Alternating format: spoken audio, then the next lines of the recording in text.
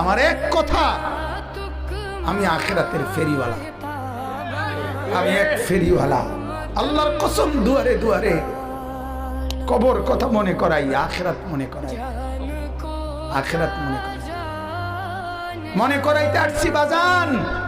ভুলে গেছেন আল্লাহকে, ভুলে গেছেন আখিরাতকে।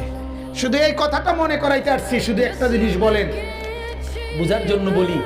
এই যে কাগজ, এই পোস্টারটা, এটা একটা পিঠ, এটাও একটা পিঠ। কথা বলেন ঠিক না? দুইটা পিঠ কিনা বলেন না? আপনাদেরকে মনে করাইতে আসছি। আল্লাহ বলছে ইয়ালামুনা যাহিরাম মিনাল হায়াতিদ দুনিয়া ওয়া হুম আনিল আখিরাতি হুম গাফিলুন। আল্লাহ বলে, বান্দা, মাটির উপরের যেই পিঠ, মাটির উপরের যেই ঘর, মাটির উপরের যে অংশ, এটা তো খুব সাজাইলা, এটা তো খুব বুঝলা, এই পিঠটা তো দারুণ ভাবে লেখা ডিজাইন করে অনেক কিছু দিয়ে সাজাইলা, এই পিঠটা তো একদম খালি।